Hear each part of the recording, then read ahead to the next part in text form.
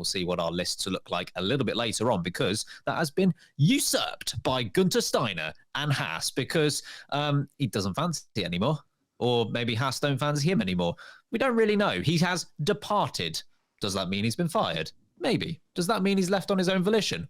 Maybe. Remains to be seen. But what we do know is he's gone, which is first time in 10 years. I mean, he's been their only team principal. He's been there 10 years. And it seems as if a disagreement in the long-term strategy of Haas between Guenther Steiner and upper management has forced this change. So Guenther Steiner obviously has got a bit of a cult following. He's become a big personality within the world of Formula One, but leaving that to one side and looking at him from a performance perspective, do you think this is fair enough? I think it's late. If anything, I think this is come far later than it ever should have done. And their most successful year in Formula One, it came in 2018, where they finished 5th in the championship. They've had, 8 or 9 drivers across their entire time here, and none of them have particularly excelled. The staff don't seem to be fully... Sorry? Gutierrez. That's correct, yes. He did drive. He excelled. He got a point or something, didn't he? Great. Yeah, exactly. I feel like this interruption is really worth it. I will not have one of Toto Wolff's henchmen, Esteban Gutierrez, be slandered like this. Okay, folks, we're going to let Ben get angry about Esteban Gutierrez on his own in the corner while I carry on with my points. Haas as a unit, when they arrived in Formula One, haven't provided anything other than hilarious entertainment at laughing at their downfall and their failure. I mean, let's not remember let's not remember? No, let's not forget. Let's not remember. Honestly, 3 beers will do that to you. Yeah. It might be better not to remember, to be honest. True. Because I was going to bring up the Australia pit stops that happened when they were on for an absolute cracking result, and they managed to absolutely muck up both cars in one single Grand Prix. And the only thing that Guenther has really delivered is DTS performances. Yes, he's a star of the screen, but is he a star of the track? No, I don't think Haas have gone to achieve anything. And every year that they've struggled, have they come back with a new philosophy? Have they come back with something that excels? Have they made the jump that someone like Aston Martin have made? Have they made the slow performance up the grid that Williams have made? No, they've done neither. And they have sat in the back 3 teams in something like 8 of their 10 years that they've existed in Formula One. And Haas as a brand are solely relying on Guenther Steiner for leading that point of view. The drivers are mediocre, average at best. The engineering doesn't supply anything special. The branding is dull and boring. Gene Haas apparently doesn't exist unless he's on the other end of a phone. He might be the banker, for all I know, because he says the same amount in Formula One. If anyone knows, you know. Well, I don't want to reveal. But Gene Haas could be the banker, Hall of Famer. And Guenther Steiner is the face of all that calamity. And honestly, it's like being the front man for a comedy roadshow that delivers jokes and nothing else, because their performances have been lackluster. They haven't achieved. And when you talk about bringing value to Formula One, when you talk about keeping sporting teams like Andretti out, brands like Andretti, and having to challenge the likes of Audi, and Haas are parading around like they're some kind of big show in the sport, it's a walking joke. It's hilarious. So yeah, Guenther Steiner should have gone years ago. I know that he's got a cult following. I know that a lot of you listening think he's hilarious. And he is hilarious. Because that means he should be a team boss of a Formula One sporting team? Bloody hell no. Get him out of there. Let him do his own cooking show around Italy or something. Because that I would watch. It would be fantastic. But to watch him run a Formula One team, he's achieving nothing. And if Otmar couldn't get to 100 races, I don't know how Guenther has.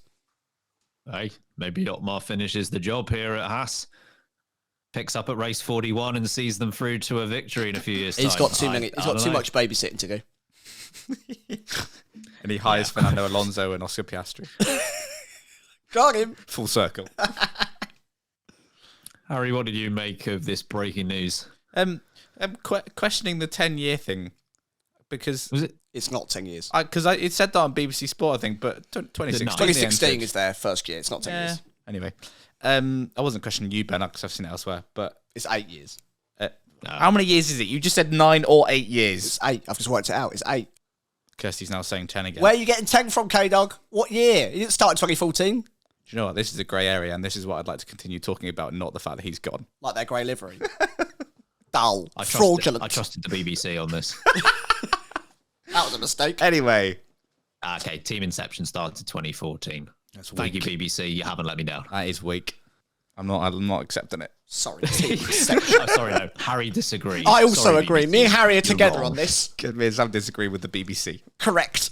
Anyway, I also agree again with you about. I think we've said this before. It felt like if anyone else was running that team, they'd have been gone a long time ago. Long time ago. Yeah, as you've already mentioned, Otmar didn't even get a year and a half, and he got the boot. He was halfway up the bloody grid in comparison to Haas. Yeah, so this is, I guess, unsurprising. The timing of it is surprising because, testing's actually not that far away now. The season isn't that far away. It's 6 weeks. It's technically next month. Yeah, testing is a month away. Also, something that I've either completely forgot about or didn't even know about. First 2 races are on Saturdays this year. Yes, they are. But yeah, the timing of it is very odd because we're not that far away. And I guess they, as it's already been mentioned, they've already confirmed the replacement, whose name has already escaped me. I have it. Oh, Ayao Komatsu, that one, whose pronunciation gets me every time. But okay, yeah, he used to be Grosjean's race engineer. Is that guy? I don't know if he was ever Grosjean's engineer. He's he was the technical director or whatever his role was specifically. Okay. But so he's moved up. Confirmed. It's not a new person. It'll be within that team. So I guess that's less of a shift. But yeah, the timing is not ideal. It feels like they all came back from Christmas and then, don't know, looked at the car or put it in the sim. As far as I'm aware, Guenther Steiner's contract ended at the end of 2023, and it was just a case of they didn't renew it. He didn't renew it. They didn't renew it. So he's gone. It's not like, in that sense, it's not a firing. It's more just the contract ran out, and that's that. I don't know whether there was confidence from both sides that a deal was going to be had, and it just never happened. I don't know. It's the most harsh way to fire someone ever, to basically forget on both sides that a contract renewal is required. I guess they didn't forget. Someone sneakily said, I'm not going to set up the reminder on the calendar alert system. Sure. That's how I feel it's happened. Just a quick run through of Komatsu, just so everyone's aware. He began his career for BAR in 2003. He stuck with the Brackley team for 2 seasons and moved to Renault in 2006. Then he worked with drivers as Nelson Piquet Jr., Roman Grosjean, and Vitaly Petrov. And then some time moved on, which I'm not going to read quickly because it's a lot to do. After being at Lotus, he then departed Lotus with Grosjean and moved to Haas, where he became the trackside engineering director. Well, if he was at Renault in 06, they were pretty good then. So I'm going to call that. He's had a relatively okay career, yeah. Great. Haas are going to win then. He's only got a month. That's fine. Well, the point was there, if as you say, it wasn't a firing, it was a non-renewal, maybe they've known about this behind the scenes for a while because they didn't just decide this today. So maybe this is not quite as, the timing's not quite as odd as it seems, but yeah, to announce it at this point is a bit strange. Any other Formula One team, if they're going to own it for a while, would have gone before the end of the season. This will be his last season. We're seeing him out with a bang. Well done him. And they're going to make the change before. Franz Tost. Right? There's literally an example on the plate. French toast has been served up warm for you. He ran off. He's not staying. To demonstrate what's going on. And they haven't done the same for Guenther at Haas, which tells me either something went wrong or they forgot. Good. Well, Sam's saying that they forgot, so that's it. They are fraudulent. Does that mean they forget things? Oh, okay. Pretend. I mean, there's not even much point me adding on to that because that's the definitive answer. They forgot. But I'll give it a go anyway. Before I say what I think on this, I do have to say with the late-breaking awards that we hand out in the December of every year, I do think we need a new category, which is the Slow News Award, which is awarded to someone who in January really helps us out. So, Lewis Hamilton's contract situation probably would have won it a couple of years ago. Ben Sulian probably would have won it last year. This year, maybe Haas win it. Just really helping us out with the content. So we appreciate it, Haas and Guenther Steiner. We really do. They need to win something. Well, exactly. There's always a first for winning, I guess. But what do I think about this? So whilst I agree with some of the points that you make, I think I liken this situation to your house being on fire. Good. And you've decided to act by throwing out a bit of cheese that you think might be moldy. Now, maybe you're right. Maybe the cheese is moldy and it deserves to go. Maybe you're wrong and the cheese is actually okay and it deserves to stay. But it doesn't matter because your house is on fire and the cheese isn't contributing to that. I weirdly think you could understand everything he's just said. It's odd, isn't it? I'm morphing into Sam with food analogies. Majestic. I think you could put anyone in that position and they wouldn't have done much better. I think the issue comes further up the top from Guenther Steiner. I think if you honestly put Ross Brawn in that position, put Toto Wolff in that position, put Christian Horner in that position, I don't think that team gets better than 8th last season. Like maybe they do a bit better with a better team principle. I'm not here saying that Guenther Steiner was great at his job or even good at his job. The point is, I don't know. Because Haas have this weird obsession with thinking that they can compete despite not investing anywhere near as much as their rivals. And as much as I hate to admit it, my good friend Sam Sage has called this team imposters for a long, long time. And with every passing day, he's more and more correct. They are absolute imposters.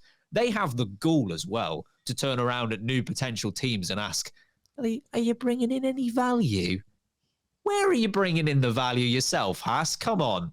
I don't think Guenther Steiner, this is a weird thing to say, given he was in his role for somewhere between 2 months and 10 years that we can't decide.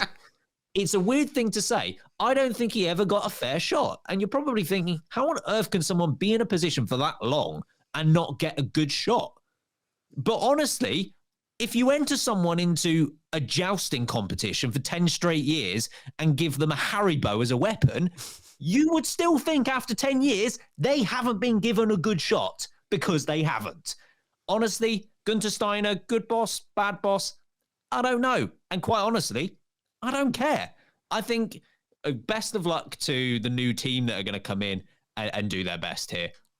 But until Haas realise that F1 is a numbers and a money game, and Gene Haas's wallet is the determining factor on whether they can compete or not, they aren't getting it anywhere, regardless of who's in that position, who's in the driver position, who's in the, technical director position. Doesn't matter. It comes higher up than Steiner, I think. I think you make some really good points. There are some levels that I disagree with you on, but what your analogies, sir, because they were sublime. Wow. Really were fantastic. The Haribo one really got me. But I do think that a real leader has the ability to see the weakness within his team and do something about it.